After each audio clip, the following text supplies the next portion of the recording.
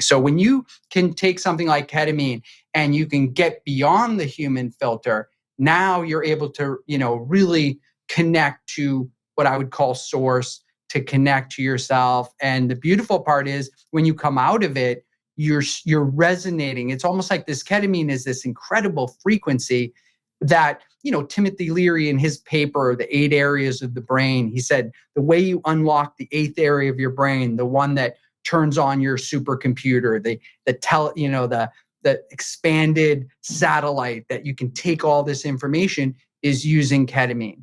And so I just think that we are limited with our human filter, and that if you can disconnect from that and get back to your own frequency of vibration, that's spirit. You don't have to think, it's not necessarily outside of you. It's not, some guy up in a cloud. It's that you reconnect to that source. And, that's what I consider to be spirituality.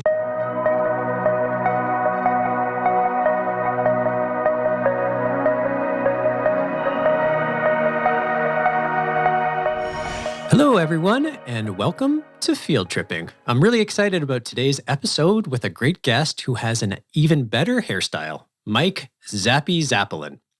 Before we dive into his story and all the incredible things he's doing, let's hit up some news to trip over. As many of you know, in May of 2019, Denver became the first city in the US to decriminalize psilocybin. In another first, the city is now launching a psychedelic harm reduction training program aimed at educating the police department, fire department, paramedics, and mental health workers. The training is intended to help first responders identify when someone is having a challenging psychedelic experience and respond in such a way that any potential harms are mitigated. MAPS is working alongside other groups to develop this educational program, hoping that it will set a precedent for harm reduction initiatives across the country. A recently published study in the Journal of Neuroscience uncovered a link between inflammation and depression. Scientists out of the University of South Carolina found that when mice are injected with a substance that causes inflammation, levels of serotonin in their brains decrease. They went on to discover that this decrease may be driven by increased histamine levels in the brain. So, inflammation triggers histamine release, which acts as a signal to decrease serotonin release and may eventually lead to depression. More histamine, less serotonin, more misery. What's really cool is that a number of psychedelics have been shown not only to activate serotonin receptors, but to block histamine receptors. In other words, these drugs might be able to simultaneously target multiple pathways involved in complex disorders like depression. Finally, our friends at Double Blind recently published an article all about the rise of shroom slang that helps people understand terms like set and setting, microdose, hero dose, and integration. It's a great guide for someone just getting familiar with the space. Speaking of integration, I'm happy to announce that at Field Trip, we've recently launched a new pioneering program offering group integration sessions for people. Group sessions are amazing for a number of reasons. It gives people a sense of community and belonging, the opportunity to learn shared insights from other people's experiences, which is, in truth, part of the reason for this whole podcast, and it cuts the cost of treatment in half. If you'd like to learn more, check out fieldtriphealth.com for details. And now, on to today's discussion. We are talking with a man known as Zappy, American entrepreneur, award-winning filmmaker, and psychedelic concierge. Zappy is considered a thought leader in everything he involves himself in, from working on Wall Street to becoming a domain name mogul to traveling to sacred lands with the company of Deepak Chopra to document the power of psychedelic healing. His influence, paired with an unmatched swagger and passion for radical change, have shined a bright light on the power of mindfulness and integrative medicine, and I'm so happy to have him here today. Zappy, thank you for joining us today, and welcome to Field Tripping. First off, let me say that I like your look. There aren't many short, bald guys with great style and a penchant for nice glasses in the psychedelics industry, so I'm glad we're on the same page, and I'm going to pose a challenge to you, which is, if either of us become global celebrities, I want the other person at Halloween to dress up like the global celebrity. Deal? Ooh, I like that deal. Yes. We need more short, bald guys running around with glasses. That's 100% it. And, if you become the celebrity, then I just have to get glasses. And if I become the celebrity, I think just get a beaded necklace and we'll both be good to go. Thanks for doing what you're doing, Ronan, in the space. It's just so amazing that you were out in front of this industry. And, I've been more of an advocate, go. And as I watched you, start to put your businesses together and really kind of be one of the thought leaders in this space, it feels so good to see people like yourself, going as deep as you're going with the business, but also, making sure that the education and, things are being done really high conscious by you and everybody around you. So cool. Hats off to you for sure. Thank you. I really appreciate that. And vice versa. What I'd love to do in this podcast actually is like understand where your path came from and how you got into this. Because I as we were researching this, and for all our listeners, Zappy and I had the pleasure of being on a panel. I don't even know how long ago was that now. It had to be at least 6 months, maybe a year ago. Yeah, it was in the beginning of the pandemic. It was one of the first like virtual Zoom conferences, and we were both like, early on in that, it seemed. Yeah, COVID is a time warp amongst other things, but it's certainly a time warp that every day starts to blend together. It's crazy. But in researching this conversation, because I didn't fully know your story beforehand, you said in an insider.com article about you, quote, "I hit this point in 2011 where I had this spiritual midlife crisis. I was like, oh my God, I just did everything that society told me I should do and I'll be totally happy. And yeah, I have happiness, but I'm not fulfilled." Can you tell me about that? It's something that I think, God, a lot of people experience. If I was going to chalk up one factor to the global mental health crisis and the global mental health malaise we're experiencing right now, I'd probably say it's all of us, at least in the West, got pitched a story about what the path to happiness is. Work hard, succeed, make money, and everything kind of happens. And then you kind of get there, and I certainly experienced this to some degree, and you're like, what now, right? Like it really is that be careful what you wish for because you just might get it. And it certainly sounds like that kind of happened to you. But if you could go into that a little bit more, tell me about how you got there and where you were when you had this realization. Yeah. So in my youth, like a lot of people, I had some really positive psychedelic experiences, but they were just sort of, things that I was trying out and things. But when in that 2011 time, I had made a lot of money, all kinds of, accolades and things like that. And I had a family and I was looking at my life and I was like, wow, I'm supposed to be completely happy. I'm not. And there's something about myself that I just don't know. I'm not in contact with some piece of me that I feel like I need to understand.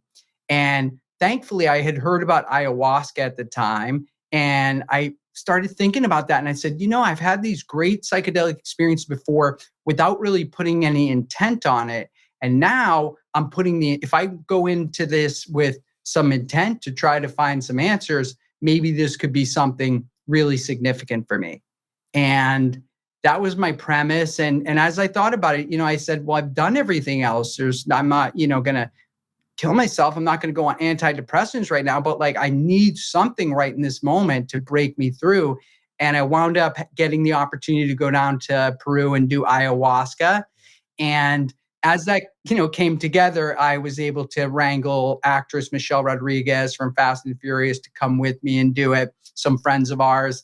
And we went down to the jungle, and her and I and some friends, we drank San Pedro at the top of a mountain and had an incredible experience with that. And a couple of days later, we hiked into the rainforest and did in the jungle the ayahuasca. And of course, it was a life changer. It, reaffirmed everything that I was looking for. I got all the things that I was seeking. And I felt that almost like I went back to that original frequency that I had when I was young, before all the institutions and everybody told me what to do and how to think. It was like, now I was resonating at my own frequency, and I felt so grounded. And so of course I just at that point wanted to share it with everybody and tell everybody they have to do this. So That's super cool. Uh, if I can ask, and I think this is a relevant question because recently it came up. There's a good friend of Field Trip, a guy named Robbie Bent. I don't know if you've ever crossed paths with Robbie, but he launched Inward Breathwork, and he's doing some super cool work. And he's really, into everything that's happening. And he recently kind of relayed to us that most of his friends aren't cool with psychedelics or ketamine. And we're like, what? Robbie Bent's friends aren't cool with psychedelics or ketamine or anything like it was mind blowing about how kind of unique our openness to what's happening is. So back in 2011, you said like you did everything up to that point. What else had you tried? Most people don't go from, I'm feeling like not totally fulfilled. Ayahuasca, that's what I'm going to do. Like what else was a part of that Right. process? Yeah. So, when I was younger, I had a really amazing experience where somebody gave me some mescaline, and I had that experience and I was just like, wow, something incredible here. I tapped into that spirit part of life and just to kind of see that there was more going on than just my physical five senses was like a real aha moment. Um, and I had a psilocybin experience that was really incredible for me where I took a high dose of psilocybin. And in that moment, and this was a real life changer for me because in that moment, I looked at my hand and I was seeing everything just as frequency. And I looked at my hand and I said, oh my God, it's just trillions of atoms like vibrating at a certain frequency. And then I looked at my friend and he was the same atoms, but they were vibrating at a slightly different frequency. And I looked at the table and it was same atoms, just a different frequency. I was like, oh my God, everything's just frequency. Everything's one. It's all connected. And of course, you come out of that and you can never unsee that. So I was really lucky that was my experience because I never unsaw that. And then at the same time, uh, it occurred to me later that because I had those good experiences, I was like, maybe I got to go back inside of myself for some answers.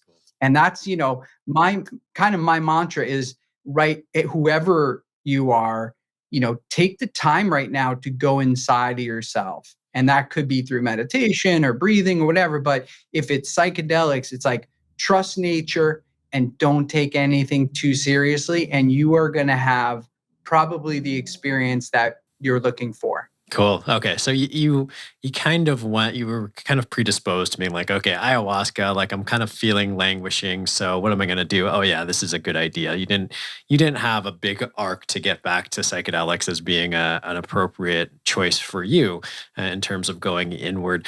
One question I do have though is like, how long had you been feeling this? I think one of the things, and I think it's particular to men, but certainly not exclusively, of like languishing, but feeling like, yeah, everything's fine. But how long is the duration of that? So how long were you kind of in that kind of mediocre state until you realized I got to do something about this? Yeah, I feel like I was probably in it for about a year, Okay. and I when I realized what I needed to do, I still fought it. I was kind of like, well, there was a guy in Topanga Canyon, California, used to invite me to these full moon ayahuascas, and he'd say, "You got to come," and I would be like, "Oh, I'm out of town that night," or "Oh, I have something." I was just putting it off, and I got to a point where I was like, "I can't put this off." I want to probably go to Peru and do this in a really, guided way, but I'm ready. And I think I just, got to that point that maybe you have to get to where you realize that other options are off the table and that you have to take this step inside yourself. And so, I think the cool part for me about the pandemic is that if there is a silver lining, it's that we've all spent more time with ourselves. We all have assessed our mental health, and a lot of people are starting to say, I want to feel better. I don't want to have anxiety, depression, suicidal thoughts, these things. They don't necessarily care what it is that gets them out of it. But I'm happy because I know it's psychedelics, and I know that as a society, it looks like we're about to go off the cliff, but the psychedelic opportunity is going to let us just kind of take a right hand turn before we go off it. And I've been calling it, Ronan, an empathy crisis is what I think is happening in society right now. Is we're all having this empathy crisis where you want to care, and a lot of times you do, but then the phone rings or something and you just, you forget about it, it's gone. And you're not ever able to put yourself in somebody else's shoes. Yep. And I think the psychedelic experience, when you are in that experience and you are able to be empathetic and understand and feel that connection with everybody else, you come out of that and you instantly have more empathy. And that's what I think could change society if enough people had that, empathy booster in a shot like that. For sure. My first psychedelic experience, at least when I was not otherwise heavily intoxicated on booze, that was one of the most profound things that came out of it. At the time, we were in myself and Joseph and Hanan, my business partners, were in a bit of a dispute with our former employer, Aurora Cannabis Inc. And all along, we thought we had taken the principled approach. And in fact, we had. Looking back, I don't regret anything that we had done or how we had communicated it. But during that first psychedelic experience, and this was in 2018, so I'm still relatively novice at all of this, but I had this moment where I appreciated how they felt, right? Even though it didn't change our actions or what I thought was right. I'm like, okay, I see this from their perspective now. I understand why they're pissed off about this particular situation, even though there's nothing that would have happened differently. And even though I can point to we did everything thoughtfully and in a mature way. And I really do agree that that is one of the incredibly powerful aspects of what psychedelics enable. It's true empathy. It's putting yourself in someone else's shoes, not as an academic exercise, but as a very visceral experience. Like you feel it. And when you feel it, it's different than you think about it. Yeah, that's the difference between caring and empathy, I think, is that you're actually feeling that feeling and in that person's shoes. The other thing I want to comment on, because I have been, asking people to become more radical and demand the right to go inside their own minds using these compounds. But the reason I'm pushing so hard is that I think that what these psychedelics do is that they really reconnect you to the miracle. And by that, I mean, it's such a miracle. We have this, sun that's a certain distance away. So we have an atmosphere to breathe. And I'm talking on a cell phone to China on video in real time. And people are like, yeah, there's no miracles anymore. I want a burning bush. Nothing is interesting. I'm like, oh my God, everything's a miracle. And so when you have the psychedelic experience, you come out, you're like, wow, you reconnect to the miracle. And when that happens, it changes everything. And so that's why I think just having people have one experience, and I think you and I are probably, singing that same tune, which is, hey, ketamine is illegal, it's available, it's safe. This is probably the Western gateway to allow people to have that reconnection to the miracle. And then whatever happens after that, is gravy. They're going to be back in that miracle. Totally. Yeah, absolutely agree with you. I don't use the words the miracle. I talk about like joy and wonder, right? Like we had one patient who came through our clinic and she talked about how after her experience, which is her first larger dose of psychedelics with ketamine, she was like looking at her hand, and you know how kids and babies look at their hand and they seem in awe, and she was having that experience. And it's like when you're in that state of wonder, right? I don't even know how to describe it, but when like something is so fascinating, so engrossing, and it doesn't have to be drug induced by any stretch, I feel like depression, anxiety, all of those kind of resonances or indications, however you want to talk about them, there's no room for them. They kind of get pushed out. Now, it's hard to stay in that state in the long term, but just even tapping back into that and feeling it again, like you kind of mentioned and from your ayahuasca experience, it can shift things, right? It just moves things and open up new possibilities that didn't exist. The way that I've found that I can access that feeling and that moment, that present moment awareness, is when I go into gratitude. When I start thinking about the things I'm grateful for, all of a sudden there's no space, like you said. And that's really the only way. Sometimes people say, oh, it's all about love or this and that. I think it's about gratitude, because in gratitude, you all of a sudden are in that spot that everybody's trying to get to. And it's there. It's so easy. But when you come back to the miracle, you're just like, oh my God, like the trees look beautiful. This food tastes incredible. I appreciate my mom more, like whatever it is, you're just you're seeing the miracle of it all. And that is just awesome.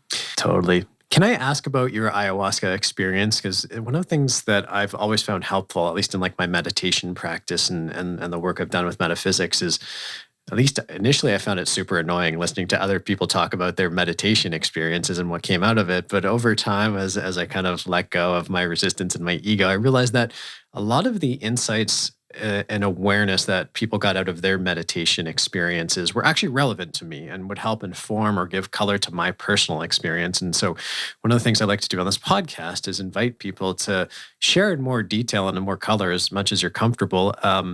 What actually happened? What were the tangible, oh my God, moments being like, I never thought about it that way? Or God, yeah, when I do this and I act in this way, I saw like how self-destructive that can be, or whatever the case may be. So if you can offer more color about what you Yeah. experienced in that session would be great. Sure. Yeah.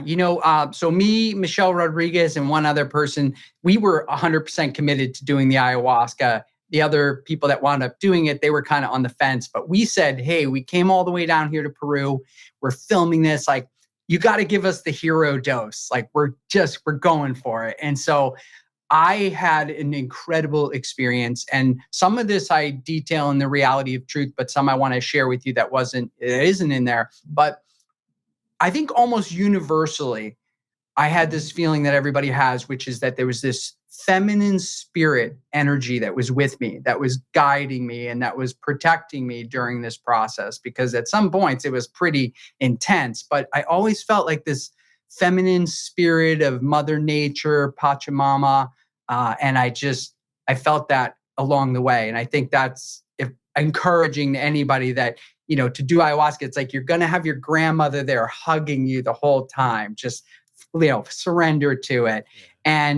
But there's a point that you hit. I also think this is kind of universal, where I hit this point where I was sitting in the room. I had Michelle Rodriguez next to me. I had my friend on this side. We're sitting there. I'm in the room. Once in a while, I'm aware. But all of a sudden, I had this feeling. I was like, oh my God, I just died. I was like, I died. And I looked around, not, within my eyelid, I looked around at everything, and it was so dynamic. I was scared. If I didn't have that spirit presence with me, I probably would have had a heart attack. But I breathed, and I looked around, and I said, oh this is death. It's so dynamic. It's so incredible. If I was here forever, like I might just dive right into this and live that. But I realized I was teetering between the life and death. And I thought, I'm never going to be scared of death again. I go, if this is it, I can't wait. But at the same time, I said, if I come out of this, I'm going to spend every day just living the miracle and trying to share the fact that, this is an incredible situation that we find ourselves in. And I'd like to do that. And I kind of felt myself, pull back and get pulled in. And I think that's like the dance that happens in ayahuasca. And I surrendered. I was going to expand my consciousness. I didn't have any questions. Wasn't trying to overcome something. I just wanted to expand. And so when that death hit me, I leaned into it. And in that surrender, it kind of evaporated in that. But other people that were there in the room, they wouldn't surrender. And they were you could see them having a harder and harder and harder time. And it was lasting hours and hours. And I'm into this next phase of total bliss consciousness, sitting there, as if I meditated in a cave for 30 years. And I knew that I could, at that point, ask any question, go into the past, whatever I wanted to do. And in the Reality of Truth, I say how I asked the question, why do bad things happen? And I was shown by this God conscious energy that at the magnification that it brought me out to, this edge of the universe, I could see everything in the universe I contained, and it was totally balanced. And in the ayahuasca, this feminine energy spoke to me for the first time, and it said, do you see that? It's totally balanced. If something happens over here, it's just going to get made up over here. And I looked at it and I was like, oh my God, it's totally balanced. It's perfect. And in that moment, this isn't the Reality of Truth, but this was really the life changer, was this spirit, God consciousness said to me, do you know how you're breathing right now? And I said, no, I don't. And it said, do you know how you're growing your hair? You're doing it, but do you know how? And I said, no. And it said, well, then what makes you think I need your help? And I was just like, oh my God, that's right. I was like, if I don't even know how I'm breathing, like how am I supposed to get upset because these people aren't listening to me or they're doing that? Or it's like, I don't even, literally don't know how I'm breathing. And from that moment, Ronan, I was just like, I was freed. I was just like, oh my, nothing is going to get me down because there's something guiding this and there's something happening at a level that I don't understand. And I have to accept that I don't even know how I breathe. And coming out of the experience, to kind of encapsulate it, what was amazing is several hours into this, we had taken different amounts, and some people were taller and bigger and smaller. And at several hours into it, the ayahuasca frequency, it just like, whew, it left the room for all of us. And we all opened our eyes and we looked around and we were like, did you just come out? Yeah.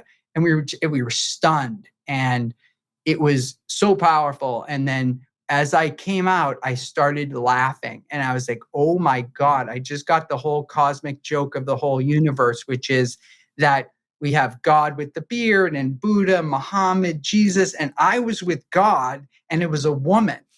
It was at least half feminine, and I just, every day since then, it's been, just, I have to readjust every day to that reality. And when I hear people say, God, the Father, him, he, all this stuff, I laugh and I go, the underpinnings of this, religion itself is flawed in that it doesn't understand that this feminine creative energy is what is, God consciousness. Wow. Thank you. Thank you for sharing that. I got goosebumps actually listening to that, to be quite honest. And, the thing that like, it just hit me, like, it's so powerful and I'm still trying to digest it. I'm gonna have to take some time with it. But like when that energy, when that God consciousness said, why do you think I need your help? I felt like personally felt this sense of freedom, right? Like, it's like, oh, Yeah. So much of our lives, and I've recently been thinking a lot about the word should, and should implies a level of judgment, right? And not in a good way, in a negative way. Like there's an obligation, not a choice. And so much, I think, of how we live our lives is in that should. Like, I should be helping, I should be doing more, I should be exercising, I should be. And then you kind of realize, like, and I don't have to, right? Like we'll say she's got it. She's got it, and that gives you freedom to choose about what I want to do as opposed to what I should be doing. It's wow, that's incredibly powerful. Yeah, it was a life changer, and I want to tell you, what happened was I came back from Peru and I was telling everybody, oh, you got to go to the jungle and sit with a shaman, and all my friends who really needed it, they would say, nah, Zappy, my family will Baker act me if I tell them I'm going to the jungle to sit with a shaman right now. Okay, I can't do it. So I was like, oh, I got to find a Western medicine approach that they could be open to, and that's about 6 years ago that somebody tuned me into ketamine. And I thought, wow, maybe this could be that Western medicine approach. And so I convinced the doctor to let me, try a series of treatments. And as the first time I had it, I went into that present moment awareness state where there was no past and no future.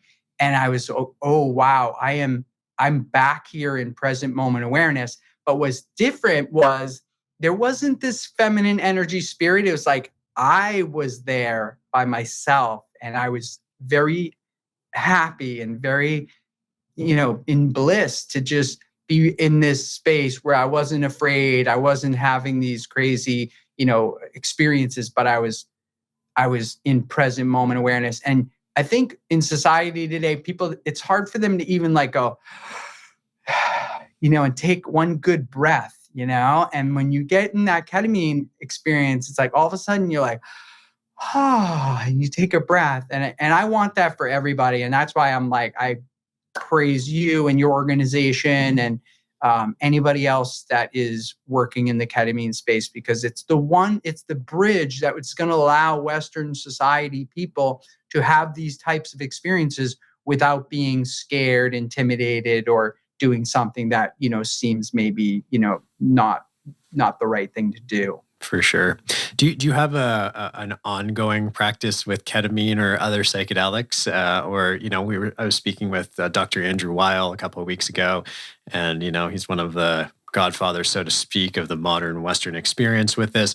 And I asked him about his current practice, and he's like, I don't. Like, I got what I needed, and I don't need to have these experiences anymore. And he's not the first person I've heard say that, but I'm curious to know what your ongoing engagement is with psychedelics right now. Yeah. I think this is turning on aspects of the brain, especially ketamine. It's got so much evidence that you're building new neural pathways in the brain, that you're turning on 80% of your brain. So when you look at that, you go, well, that seems positive. That seems like something that even if I'm content and everything's good, I should still continue to try to build the structure and move forward in that way. And so I do keep semi-regular. Now I've got a company called KetaMD. We're doing at-home ketamine treatments guided by nurses over telemed. And so I have access to be able to do treatments when I feel like I need it. And what I've been doing is I've been going around to Silicon Valley companies, and we've put, even during coronavirus, we put as many as 20 executives. A lot of times it's around 10, but we'll sit together in a room on yoga mats, socially distanced. We get all cleared by the doctor to have our ketamine lozenges. We put a group intent on it, and we listen to the same frequency-based music. And we have this, hour and a half session. And after that, we'll have some high frequency food, and then we'll have a share session about what went on. And these are, incredible experiences. I've had executive teams at the top Silicon Valley companies say, what we just did here with our team would have taken us a month in the wilderness to get this type of cohesiveness, this kind of empathy. This is incredible. We have to roll this out to our HR department because all our employees, or a lot of them working at home, we know that they need this. And so I love seeing it, get out there. But I wind up doing the ketamine treatments. I would say I do one a month at least. And I either do it in a group practice or I'll do it by myself when I need to, just go into present moment awareness. And every time I come out of it, and you probably have had the same experience as have most of your clients, when you come out, it's so affirmational. And for me, I always come out and I go, wow, you know what? If Bill Gates paid me $1 million to do what I just did, it would totally be worth it.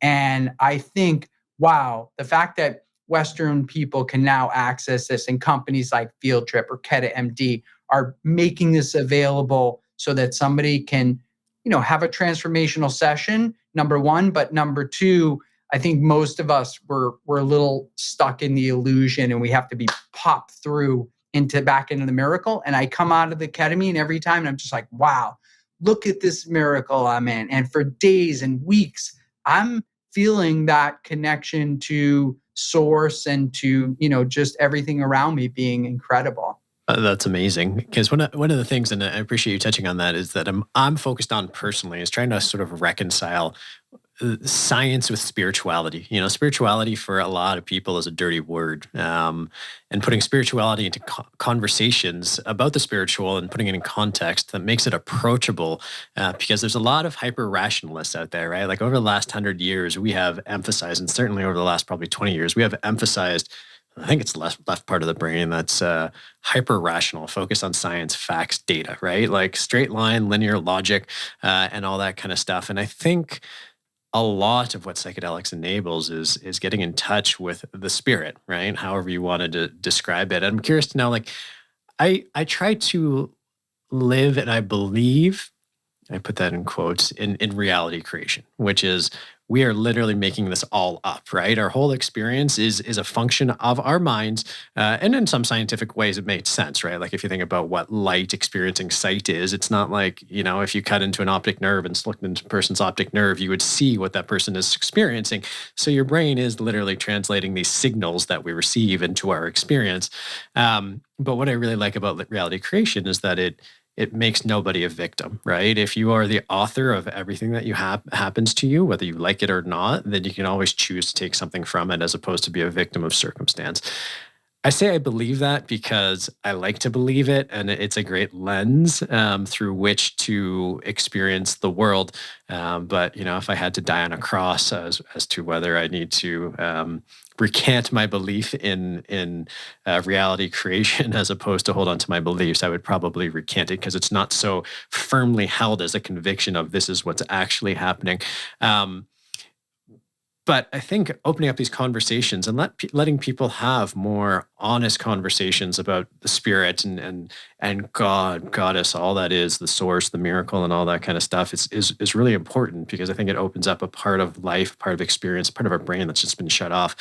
And so I'm curious to know, like, where do you land on the spirituality perspective? Like, what is your worldview about the nature of reality? And I get it; it's everyone's only got an opinion and their personal experience to offer it. But curious to know if there's any sort of construct. Because I go back to the reality of truth when Deepak said, "Is the illusion is that we are separate from the universe, right?" And in a recent podcast I recorded with Matt Johnson, he said, "It takes a magical level of thinking that consciousness only emerges at an arbitrary level of complexity," which he was saying in the context of everything is probably conscious if you take that panpsychism worldview. But I'm curious to know what your worldview is, if it fits into any of them, or if it's kind of as you've described already.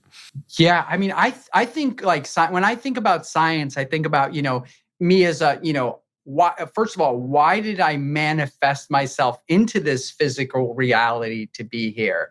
And as I've put myself into this physical reality, I look at it and I know from my experiences with psychedelics that there's so much more going on than then I'm perceiving with my five senses. And I think that's the thing is that, we as, humans, we're doing this we're like a scanning for danger. That's all we're doing is just scan for danger, scan for danger. And so you become that and you're just scanning for danger. And the psychedelics realign you and bring you into a place within yourself. And this is where I consider spirituality is when you get to a point within yourself where you are no longer looking at things through the human filter. And that's the problem is we human filter everything. So when you can take something like ketamine and you can get beyond the human filter, now you're able to, really connect to what I would call source, to connect to yourself. And the beautiful part is when you come out of it, you're resonating. It's almost like this ketamine is this incredible frequency that, Timothy Leary in his paper, The 8 Areas of the Brain, he said, the way you unlock the 8th area of your brain, the one that turns on your supercomputer, the expanded satellite that you can take all this information is using ketamine. And so I just think that we are limited with our human filter and that if you can disconnect from that and get back to your own frequency vibration, that's spirit. You don't have to think it's not necessarily outside of you. It's not, some guy up in a cloud. It's that you reconnect to that source. And, that's what I consider to be spirituality. So you don't even really need to, believe in God necessarily to have a spiritual experience. You can just go inside yourself, your own frequency, and have that experience. And to me, that's what spirituality is about. And science is so limited that, we all know that, we keep finding things, we didn't know there were bacteria and then we didn't know there were atoms and then they find quarks and it goes on forever. So it's like, if you're going to try and science your way out of this thing, forget it. You're going to have to use the technology of psychedelics, of plant medicine, these things that are going to allow you and your incredible, miraculous machine to tap into that spiritual place. Totally. I think Matt Johnson said it really eloquently, which is like, he's like, I don't believe in the supernatural, But that doesn't mean that the natural is not so much more complex than we give it credit to, or we can measure right now. It's all natural, like whether it's God, source, or even just like that recognition that there's more to this world that we currently experience with our five senses. Or I just read, scientists have officially discovered a sixth sense, that we actually have the ability to echolocate things in motion in the right circumstances. But it's like just even the recognition that there's so much beyond what we have the capacity to absorb as humans, even at our highest level, even at our highest frequency. There's still probably stuff outside of that's outside of our realm, and it's not supernatural. It doesn't involve spirituality. It just requires a little bit of belief, or maybe the more accurate term is a little bit of humility to say, yeah, there's things we just don't understand, right? It's not that they're Yeah. supernatural. They're just beyond our comprehension right now. Yes. That's cool. That's very helpful. You, we've been talking about your experience in Peru with ayahuasca, and I know there's been a lot of debate, some of it friendly, some of it acrimonious, about the corporatization of psychedelics, the institutionalization, the Western medicalization of psychedelics, and what it means for traditional practices and just the evolution of how things evolve. Curious to know. I mean, you're an entrepreneur like me, so I'm guessing your viewpoints are probably fairly similar. But just curious to know how you feel about everything that's happening. Besides, the excitement of enabling access, which I think we're all excited about, whether you're in the most traditionalist shamanistic approach or the most Western medical. I think we're all trying to achieve the same things, just kind of through different paths. But some people are scared by what's happening, and some people are excited. Wonder kind of where you land on that conversation.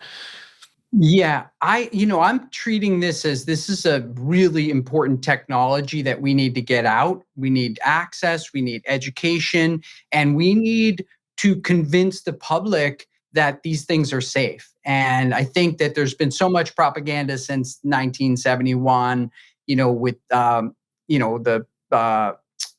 with drugs getting scheduled and Nixon and all that stuff. And so in that context, I think it's our job. It's not that the doctors don't, know about this, but they're hiding it, or that the government knows that these are good, but they're just not telling us. It's just that literally they don't know. And so we, as the psychonauts, we need to be the people who educate the establishment and the institutions. And so I'm really, it's so exciting on a business front when you have a $1 trillion industry that's just starting with psychedelic medicine. And we had the internet, which was $1 trillion industry. We have the biotech companies. Now we have cryptocurrencies. That's $1 trillion space. And now we have this psychedelic medicine space that could, replace antidepressants, pain medications, all kinds of things. And for me, I'm excited, and I want to, encourage businesses to push forward and to spend the money and the time and the resources to make these things happen. I'm involved with the company. I'm a chief visionary officer for a company called Psychoceutical Incorporated. Okay. And a psychoceutical, it's basically the best of psychedelics and the best of pharmaceutical.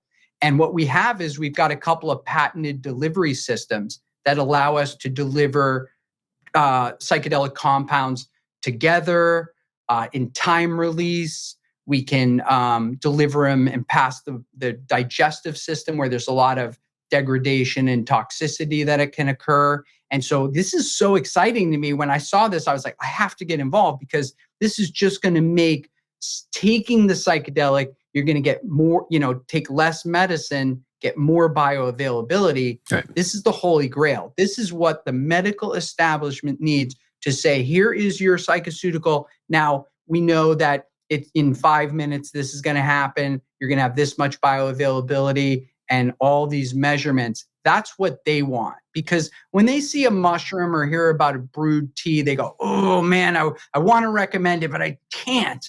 And so these psychoceuticals, as I see it, is the way for society to say, okay, I'm comfortable. This is, like my pharmaceutical. I'm going to take this and I'm going to know that I'm getting what I'm supposed to get. And so on all levels of business, there's probably 40 companies now that are publicly traded, and some of them are great businesses and organizations like Field Trip.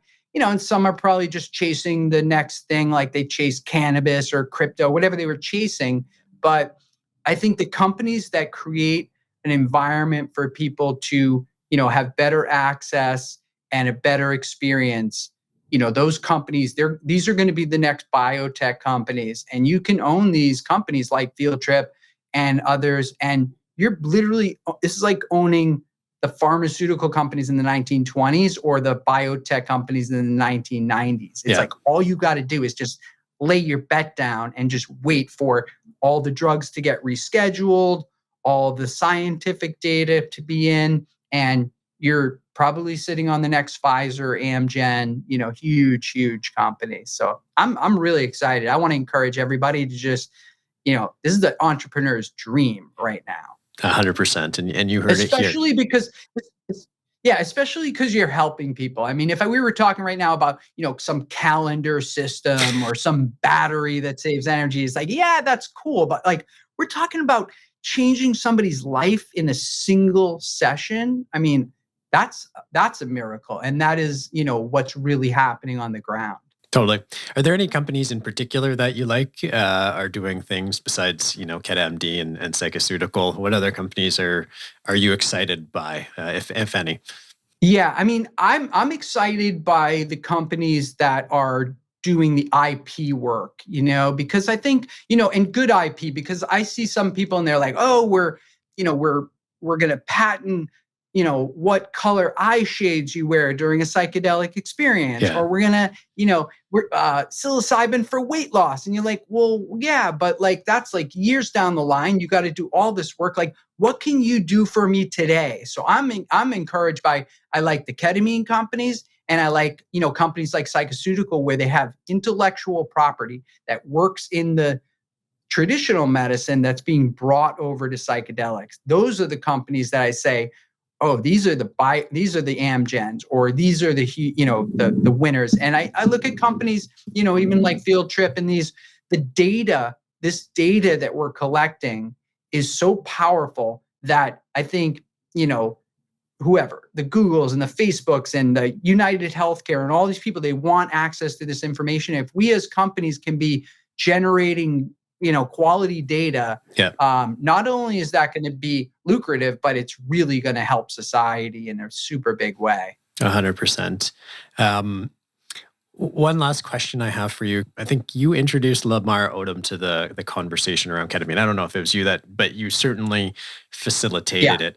And you've been described as a concierge for psychedelics. And I think one of the things that we need more of is having more people. Lamar Odom's great. I'm a big Lakers fan. I've been a Lakers fan since I was really young. But like, he's one of those cases where it's like, it's a broken individual finding redemption. And for a lot of people, that's not a story that resonates. Being like, I'm not broken like that. Like, and I don't mean broken in a negative, but like, he went through incredibly challenging times, and that doesn't resonate for the average person.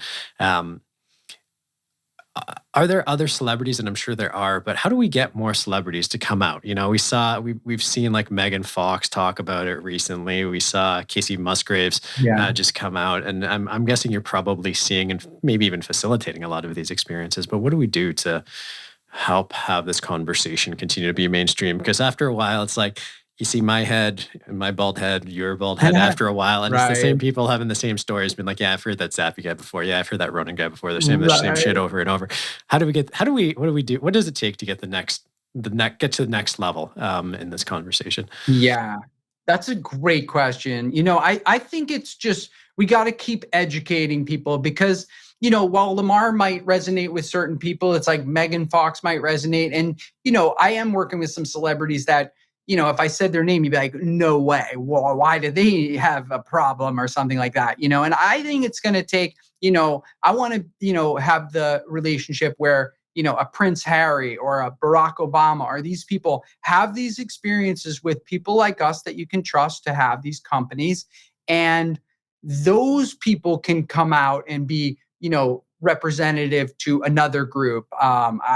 Anybody, politically, in music, whatever it is. The hard part is that I do have a lot of celebrities that I've worked with who, don't want to be out because it's just not ready society's not ready to, allow them in their context of their career to come out like this. So they're waiting to come out. I think it's just a little bit more, push it over the goal line. And, just as a quick example, when I met him, I was doing a screening of my film, The Reality of Truth. And somebody came up after and they said, hey, I'm friends with Lamar Odom and he's in a bad place. And I just saw your movie about plant medicine. Would you talk to him? And so I spoke to him and I said, look, I think you should come down to Florida.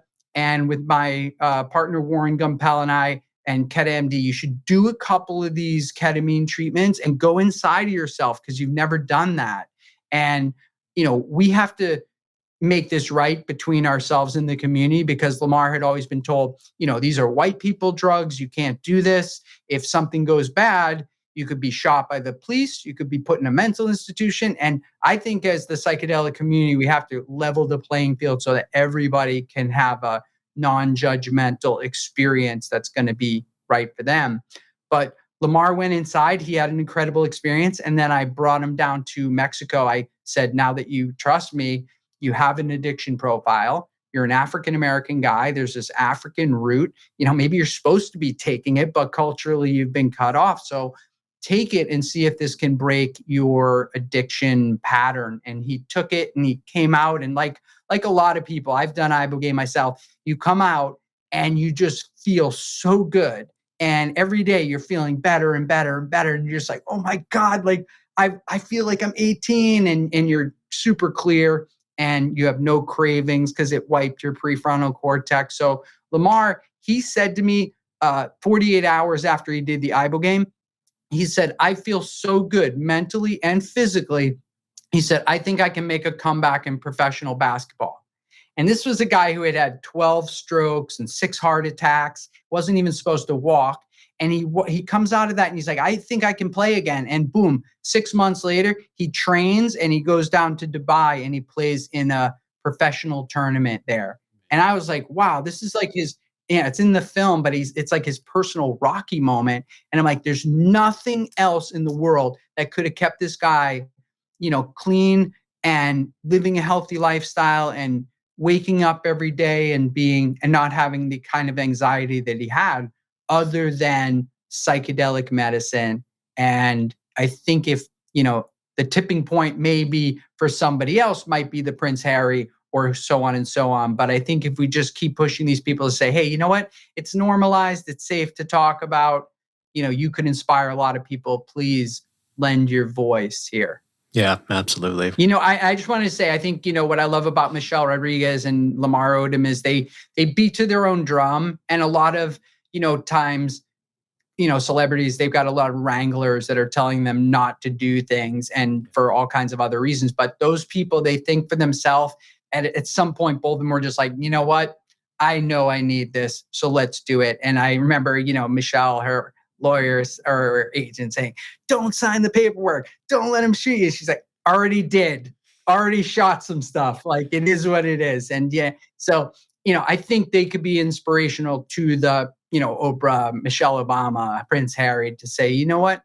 I'm gonna take this path and try to, if it works for me, share that with other people. Because I think when you share it, you also get this incredible feedback loop where you're really helping people and they're helping you to get, stronger and stronger yourself in this. 100%. Well, that's a wonderful note to leave it on. So, Zappy, thank you so much for joining me today on this. It's been an incredibly insightful conversation. Congratulations on all your success. We didn't even talk about the Mind Army, but we'll have to have you on another time and talk about your work there, because there's, I'm a big believer, despite some of the factionalization that happens in the industry. I use that word in quotes because a lot of people don't like to think about it that way. But, we need for-profit. We need not-for-profit. We need advocates. We need underground shamans. We need everybody working to elevate this conversation. And so you're doing incredible work. So thank you for all that you do in raising the discourse, making it accessible. It's really wonderful. And it's great to share this opportunity with another good-looking, bald-headed dude doing this kind of work. So thank you. Nice. Thank you. Keep doing what you're doing. Appreciate it. Hey, Ronan. Psychedelics have played an integral part in my self-discovery, but I feel misunderstood when I discuss it with my friends and loved ones who aren't familiar with this form of medicine. How can I approach them to help bridge this disconnect and help them better understand? Thanks.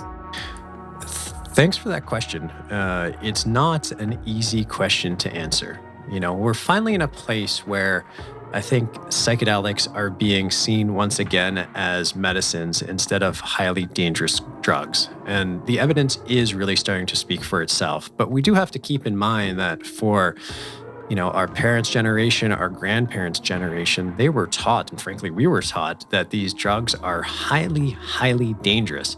So even though the evidence continues to emerge to suggest their safety and efficacy, there is a long road to hoe in having these conversations. So the best advice I can give you is have patience, listen with respect to your friends and family's concerns, but also remember that you're on your own path and you get to make decisions for yourself. To the extent that your friends and family are open-minded to at least reading more, suggest books or documentaries, and maybe even suggest this podcast, if I'm being honest. At the end of the day, this is a concern we hear from a lot of patients. And we found that people who just maintain their integrity, move forward with their honest beliefs that these treatments will be beneficial for them, seem to have success in eventually bringing their friends and family over to the other side. As a quick reminder, you can now record a question for us and we'll play it on the show. It's a great way for us to feel connected to you, our amazing listeners. To record your question, go to speakpipe.com/fieldtripping, or you can send us your questions, comments, or any episode ideas via email to fieldtripping@castmedia.com. That's cast with a K. Thank you for listening to Field Tripping, a podcast that's dedicated to exploring psychedelic experiences and their ability to affect our lives. I'm your host, Ronan Levy. Until next time, stay curious, breathe properly, and remember, every day is a field trip if you let it be one. Field Tripping is created by Ronan Levy. Our producers are Conrad Page and Harley Roman. And associate producers are Sharon Bella, Alex Sherman, Macy Baker, and Tyler Newbold. And of course, many thanks to Zappy for a great conversation today. To learn more about him and to follow his journey, check out Zapolin.com. Finally, please rate, review, and subscribe to our podcast, and sign up for our newsletter at fieldtripping.fm or wherever you get your podcasts.